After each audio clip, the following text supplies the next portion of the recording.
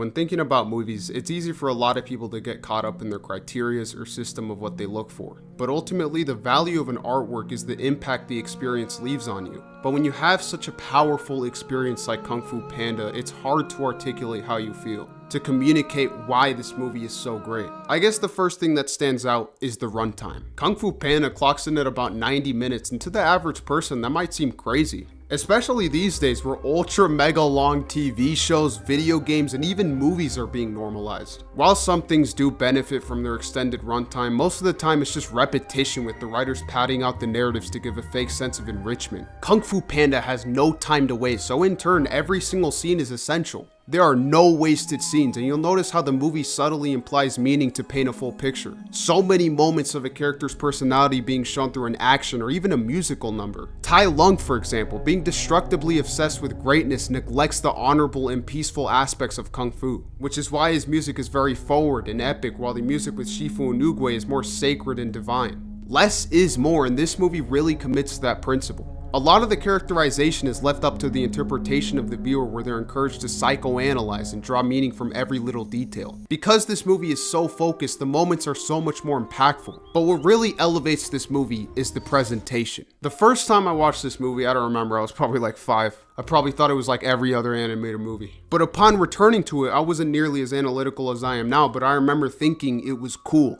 Now that might seem like a very base level ape analysis, but watching this movie now, it's just the truth. There's no other way to put it. The animation and visuals simply look stunning. The music is simply perfection. I'm sorry. Alright, I'm sorry. You're gonna watch this movie and you're simply going to be drenched with awesomeness. The art of storytelling isn't just what's done and said. Sometimes it's what isn't said, what characters are too afraid to say, what they're too prideful to say. The animation of the characters in this movie adds so much complexity to them. Sometimes no words or actions can describe the emotions, which is when the music takes over. The music itself is incredible, but it's how it's implemented into the scenes that elevate them into something truly moving. The screenplay, the soundtrack, the animation, the writing is all so high level. But what makes this movie special is the substance. Every main character in this movie is individually super compelling, but also have incredibly complex relations with one another. Between these characters, there is so much influence, insecurity, pride, reflection, and more. Kung Fu Panda is very metaphoric, which elevates it, but it doesn't sacrifice the realism of the relationships, which makes the character moments so powerful.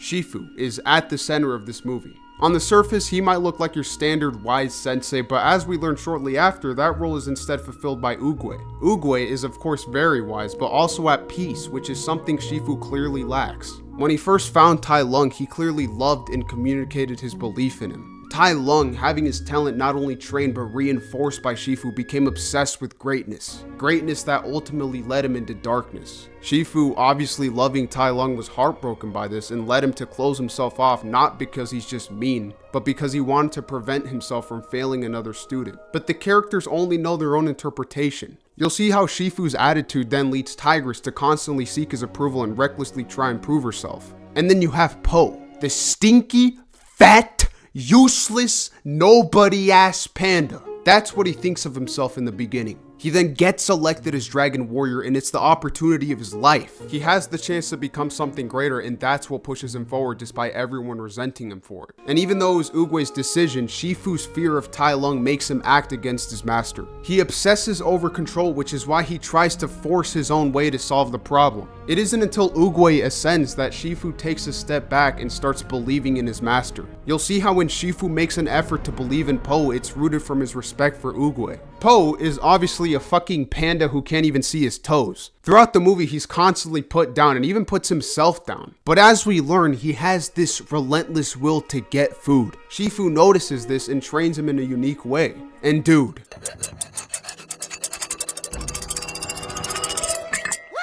that shit is fucking greatness. It's in Po embracing his strengths and unique style that leads him to reach his potential. But then you look at Tai Lung. This movie introduces him with this extended sequence of two dudes going all the way down this insane prison. And at the very bottom, you got Tai Lung. Obviously, he's the bad guy. He's going to break out. But it's in how he breaks out that makes this scene great. They could have easily made Tai Lung go berserk screaming in rage, but instead he's cold and calculated, only using ferocity in his strikes, and it's through his craftiness that he escapes. That's what you notice with Tai Lung. He's clearly filled with hatred, but he also knows his goal and he's calculated in execution. It isn't until he confronts Shifu that the emotions start to come out. Shifu filling his head with dreams and training him till his bones cracked. In the end, all he can say is that he's sorry. And after all he's been through, Tai Lung feels it. He knows he's been consumed by hatred, but hearing his own father blame himself moves him for a second. Because for his entire life, the only thing Tai Lung knew was his pursuit for greatness. But the greatness is blank. Everyone is obviously confused by this, and Po is especially heartbroken to know that he wasn't special, that he wasn't the chosen one. But then his dad tells him that you only need to believe for something to be special, which is when he learns to embrace himself for what makes him different. He fights Tai Lung in this final battle where he has success off of surprising Tai Lung, but obviously Tai Lung has been training his whole life, so he wins. But when he sees the scroll, he's almost broken instantly. It's nothing! His entire life training for a divine power that didn't exist. He isn't able to accept himself or reality, but Po does. It's an extremely powerful message that I think could help a lot of people, especially these days, because it helped me. Sometimes when I talk about my way of thinking, people think it comes across as arrogant or egotistical. But the truth is that there was a journey. I didn't always think like I do now. And that journey heavily involved art, like Kung Fu Panda. A lot of people also call me miserable for not enjoying stuff that they like. And I will admit, sometimes I do get a little negative making these videos. Every single piece of footage most people look past, I have to consciously seek out from the internet or my computer. And sometimes in these searches, I find myself watching scenes from Kung Fu Panda. Because with all the mediocrity I sit through, I have to remind myself that greatness does exist. Kung Fu Panda, an undeniable masterpiece.